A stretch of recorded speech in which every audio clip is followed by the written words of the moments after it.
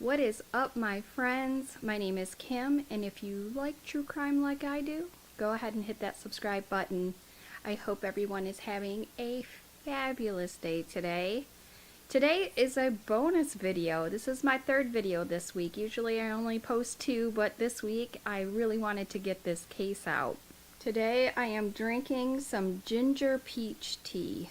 I noticed that the tea really helps because with these videos they can get kind of long and all the talking, and for whatever reason this just wets my whistle, so I've been including some tea in my videos. So I had this request through my Instagram for this case that I'm going to cover today. And after I looked it up, I was completely baffled. It was actually a documentary, and it's on Hulu, and it's called The State versus Melissa. And it's about Melissa Lucio, and she is the first Hispanic woman put on death row in Texas. Melissa was put on death row for killing her 2-year-old daughter.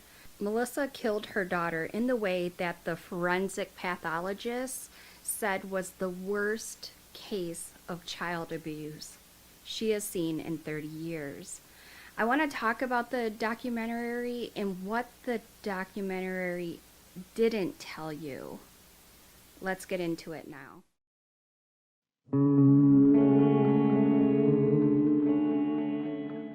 This case starts at 7 p.m. on Saturday, February 17th, 2007.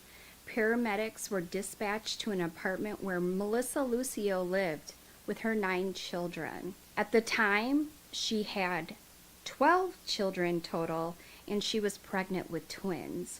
So you can just imagine this is a house full of lots of kids. Could you imagine? I could not imagine that many kids. One of the paramedics that arrived on the scene testified when they entered the apartment, they found that Mariah, the daughter of Melissa that had passed away, she was unattended and lying on her back in the middle of the floor, not breathing with no pulse. The paramedic observed Melissa was distant and was not overly distressed. Her behavior was, in his description, so far out of the ordinary, and he put that in his report about Melissa. This paramedic would also testify that he noted the fact that Melissa was not even within arm's reach of the child, more or less trying to hold her or trying any basic help for her. Basically, Melissa was distant between her and poor little Mariah, not doing anything to help her, not grieving, not holding her hand. She was just off on the sideline. Melissa had 9 children and what she called her husband, and they just moved into a apartment that looked like it was either a 1 or a 2-bedroom home. The pictures I saw looked like it was only 1 bedroom, but I could not confirm that, so it could be a 2-bedroom, but I'm just not positive. So that's 11 people. I would think, even if we say it's a 3-bedroom, 11 people, I would imagine that you couldn't even fart without someone in the house calling you out for it. You're basically on top of each other. And needless to say, there would be absolutely no privacy. So now that we know how the case starts, let's talk about the documentary. The older son states that they had just moved into this apartment, so his mom, Melissa, was busy, putting things away. She was cleaning, and he was holding Mariah, the 2-year-old. And she looked to him like she was tired. So he made a comment to her and said, "Oh, you're so sleepy," and that he kissed her on her forehead, and she went to sleep. Mariah would never wake up. So the documentary starts immediately with you being smacked in the face with a woman, Melissa, demonstrating on how she used to spank Mariah on a child's baby doll. So she's just doing these whops on a baby doll. This is at the police station, and she is being interrogated by the investigators. It's really hard to watch.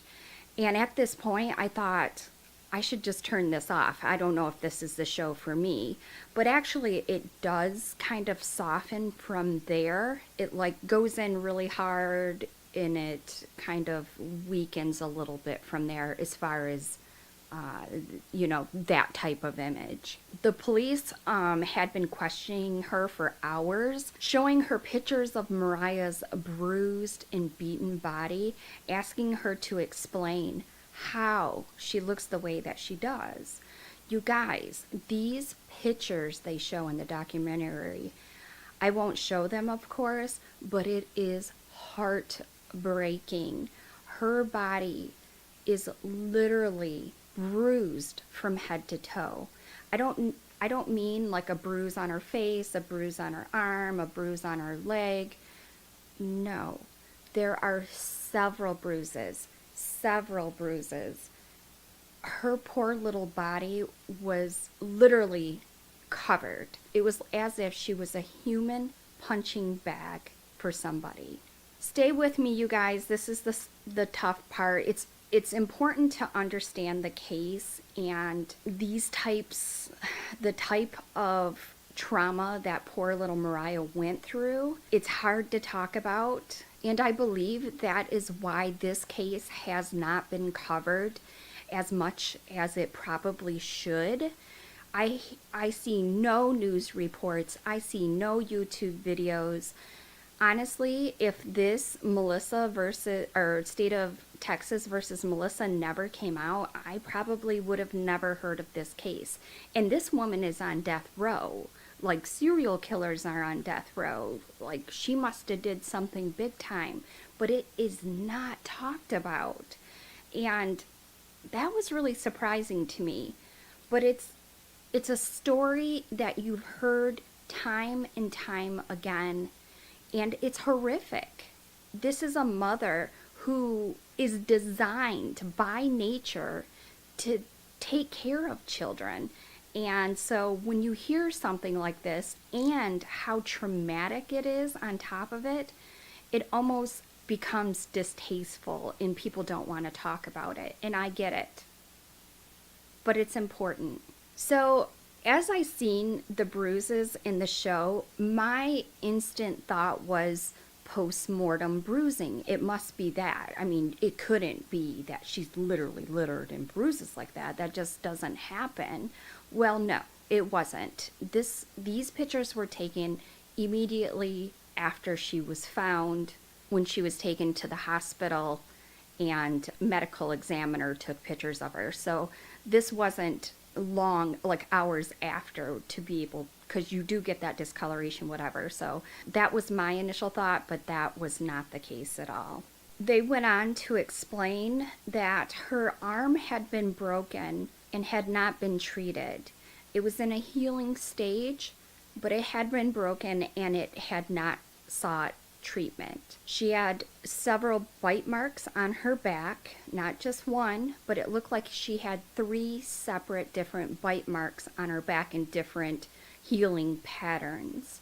She had patches of missing hair as if it had been pulled out. It was the worst case of child abuse the pathologist had seen in 30 years. There were bruises on the face, in the hair, on the chest. This was the worst case of child abuse I had ever seen. Just think about that. That's all she does. And it was the worst case she's seen. In addition to the documentary described, Mariah had what appeared to be pinch marks on her vaginal area. Now that was not talked about during the documentary. Actually, a lot of things weren't talked about in the documentary. The documentary is designed to be entertainment. And they do portray a story, and they did end it with the statement that this was from Melissa's point of view. So you have to take that in account, that it was for entertainment.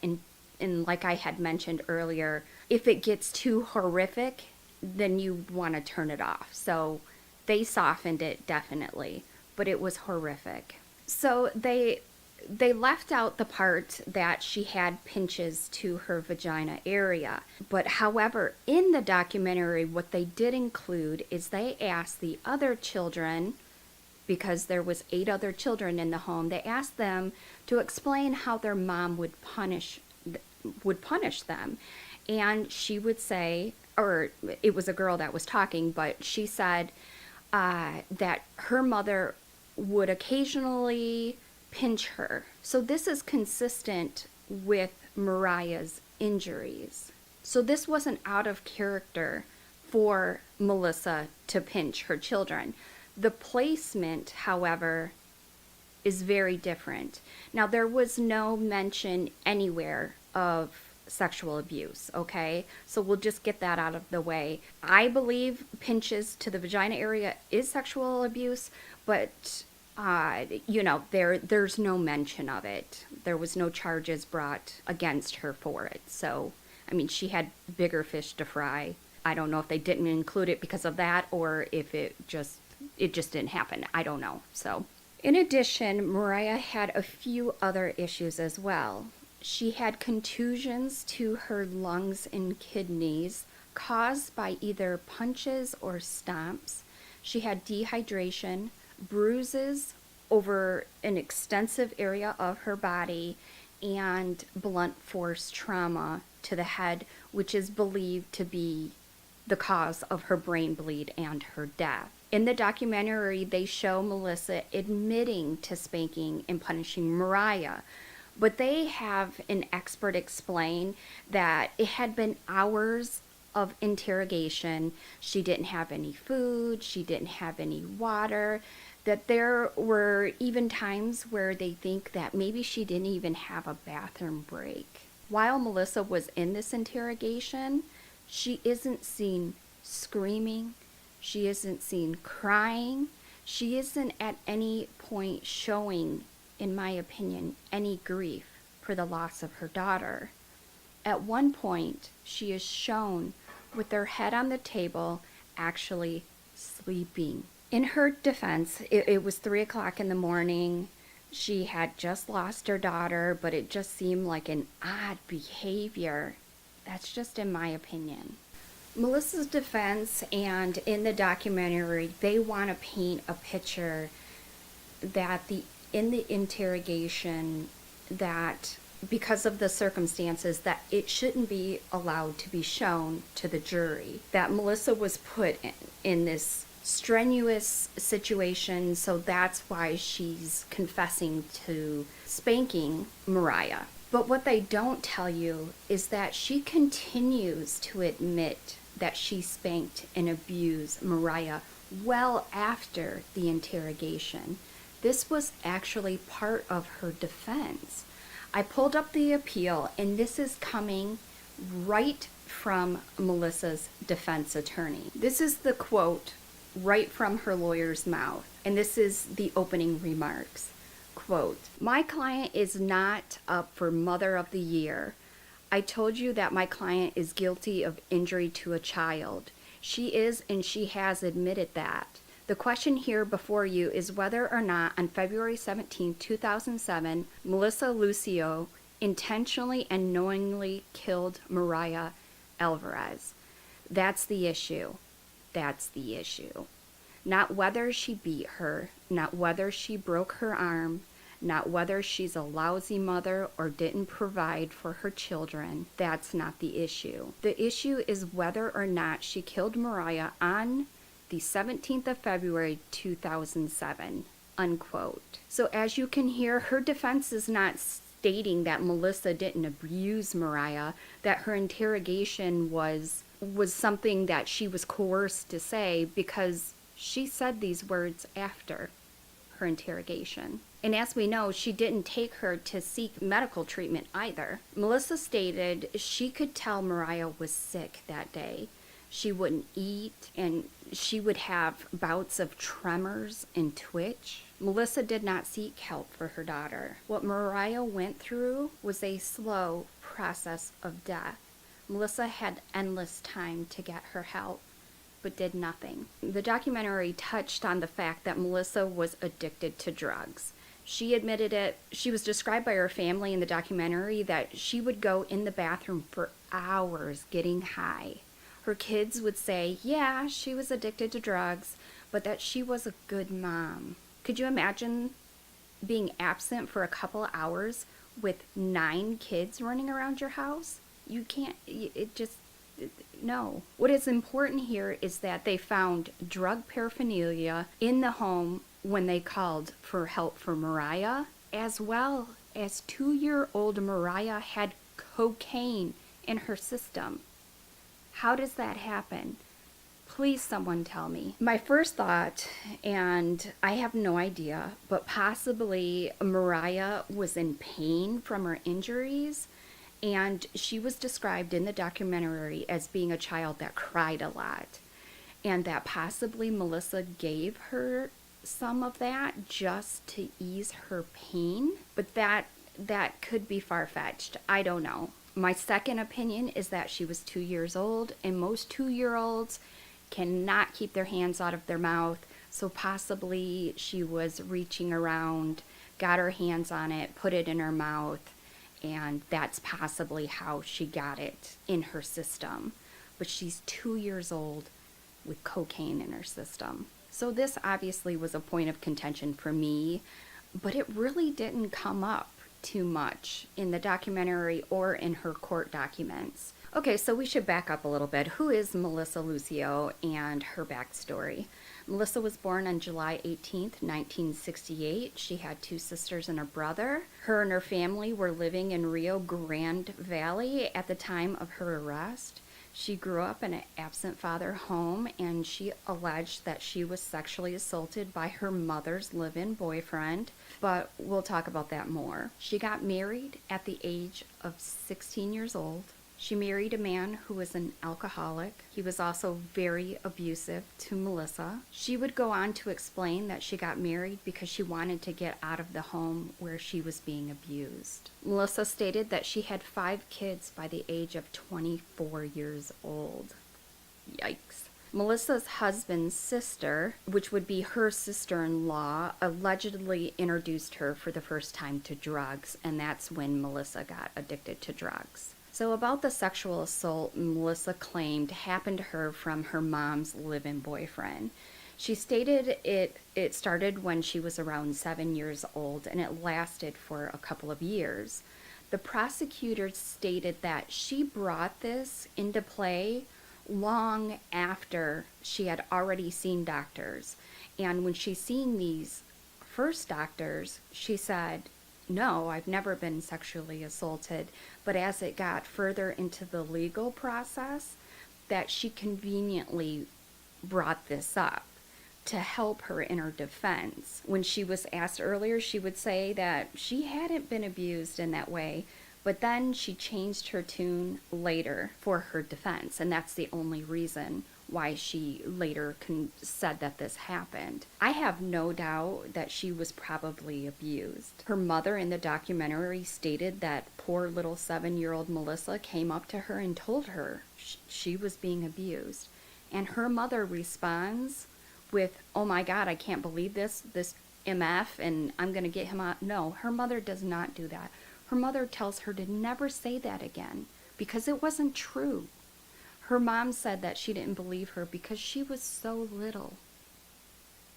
What the actual fuck? The defense stated that Melissa didn't develop this information earlier because she suppressed the information. Melissa dealt with her problems by burying them.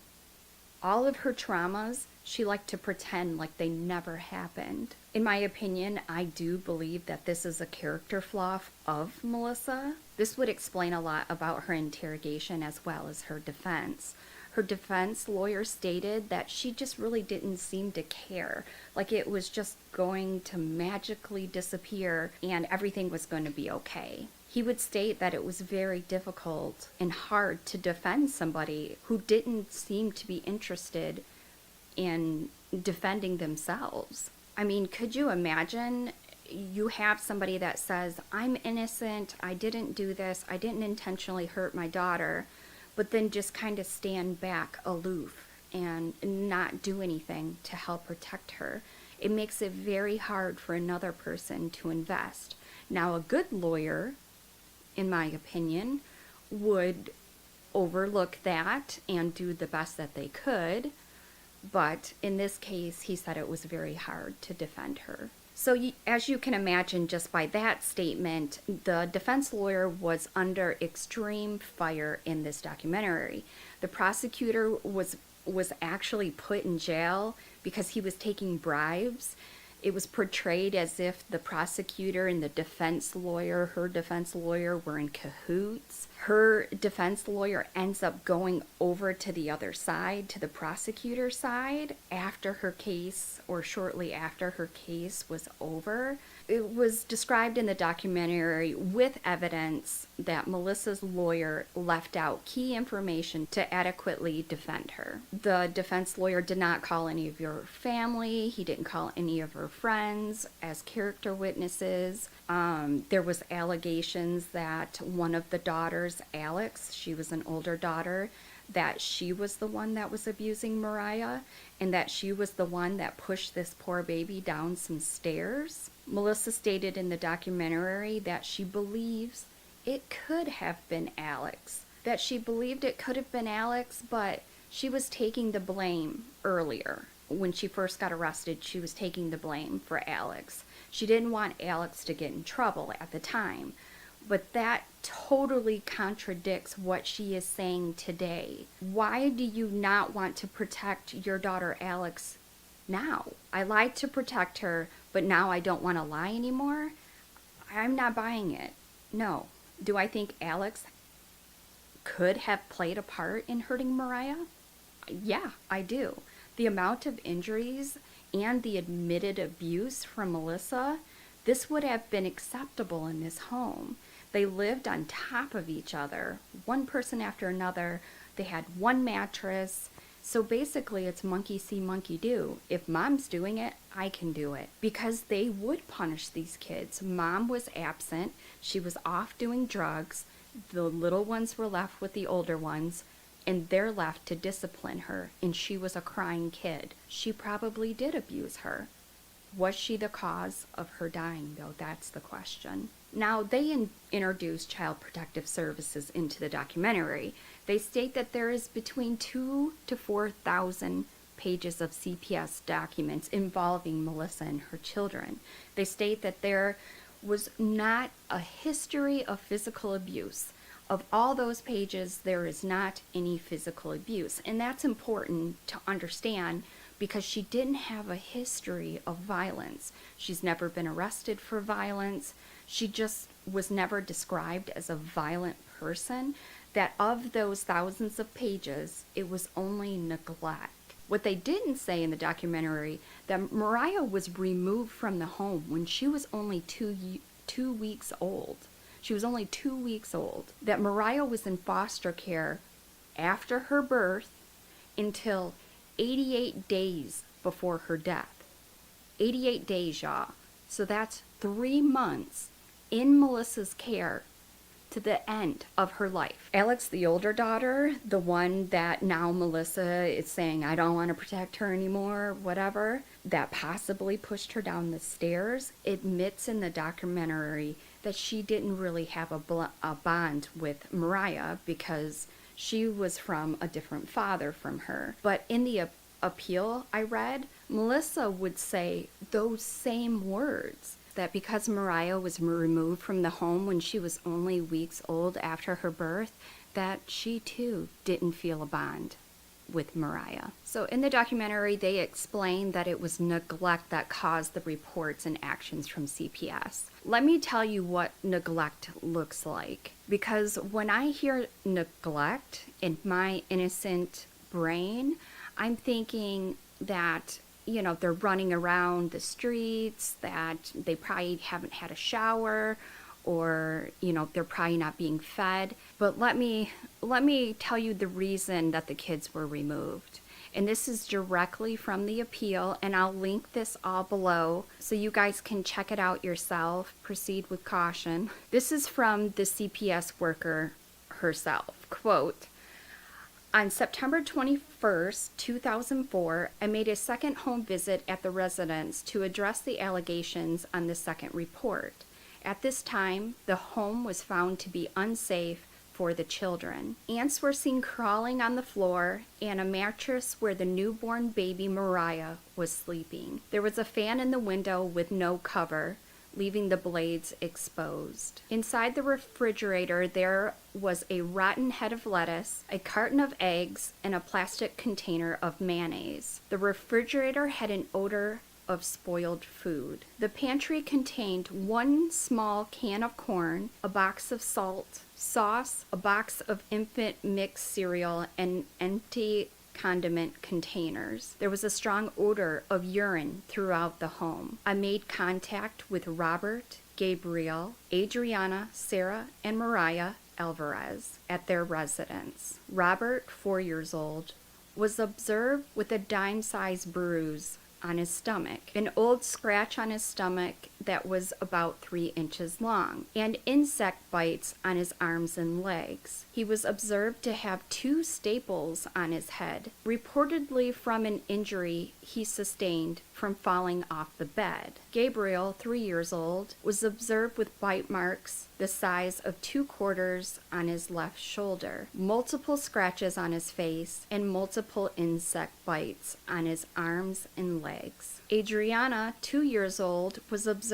with 1-inch linear scab on the top of her head and multiple insect bites on her back, arms, and legs. Her body was very dirty with dried feces on her genital area. Sarah, only 1 year old, was observed to have a 1/2-inch cold sore on the bottom of her lip and multiple insect bites on her arms and legs and body. She also had an open circular mark on the right side of her leg that appeared to be infected with pus. Sarah, again only 1 year old, was observed to be wearing neither underwear nor a diaper. Her body was very dirty with dried feces on her genital area. Mariah was observed to have tremors every once in a while. She was also observed to have a small light green bruise on her right foot. No other visible marks were seen. At the time, Mariah was only 2 weeks old, so just keep that in mind. All of the children appeared as if they had not been bathed. Their hair appeared to be matted and dirty. Their bodies appeared to be dirty with all of the children, and all of them had a strong body odor. I made contact with Melissa Lucio. A drug test was administered at the time. Ms. Lucio tested positive for cocaine, but continued to deny that she was doing drugs. According to Ms. Lucio, her husband Robert Alvarez was going to get some groceries sometime that day. She stated that sometimes the family went to a place called Loaves and Fishes, which was a soup kitchen, because she gets tired of cooking. Ms. Lucio admitted she had previous CPS history involving drug use and stated that she participated in services through the department.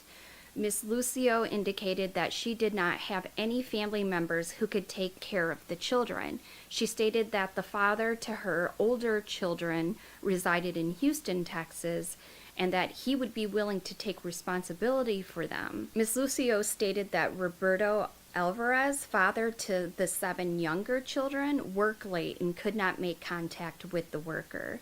Mr. Alvarez has never made contact with the worker to that time. Ms. Lucio was not able to provide the worker with a visible placement for the children, unquote. So at this time, the children were removed from the home. They went into foster care. But CPS would return Mariah plus the other 8 children to the home on November 21st, 2006. Melissa told the police during her recorded statement that she was not close to Mariah because CPS removed Mariah from the home when she was only 3 weeks old. So as you can imagine, that is pretty damning information, okay?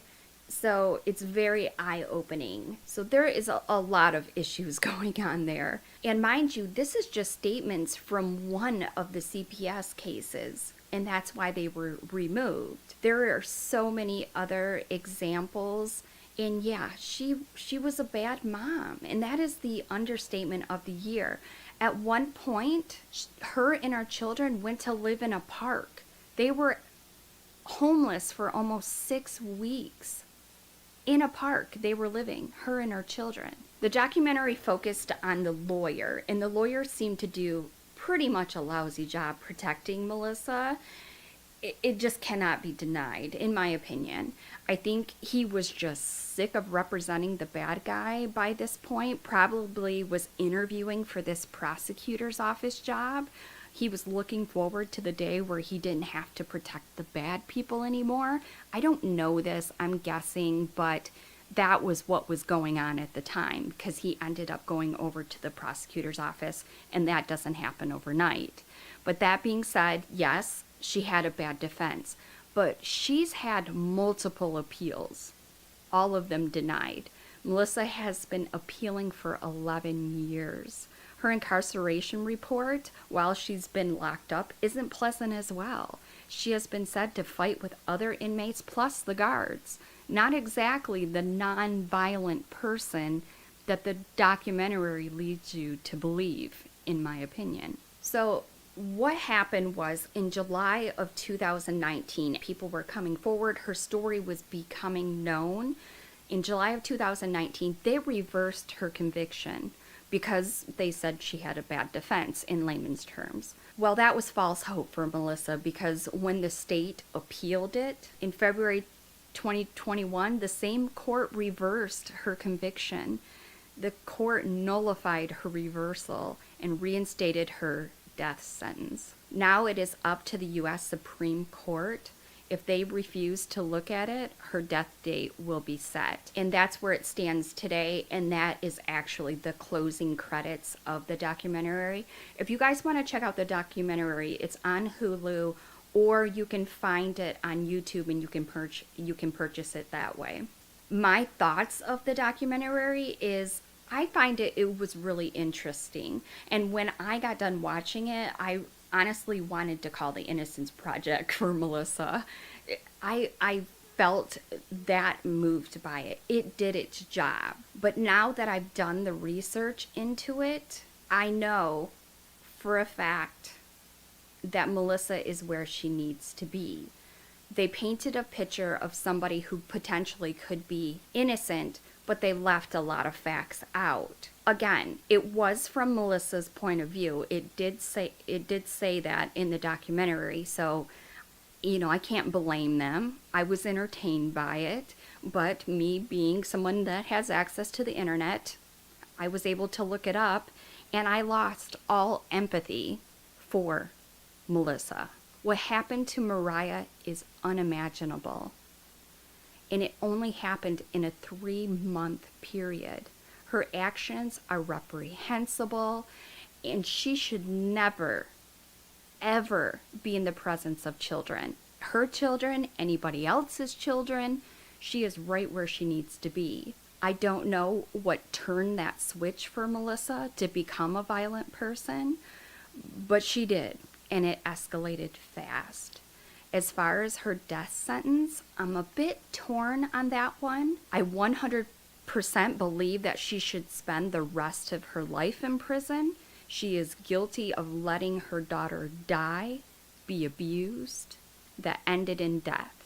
Or herself abused her, causing death. And she took no measures to help her from dying. Without a doubt in my mind, she is definitely guilty. But was it premeditated capital murder?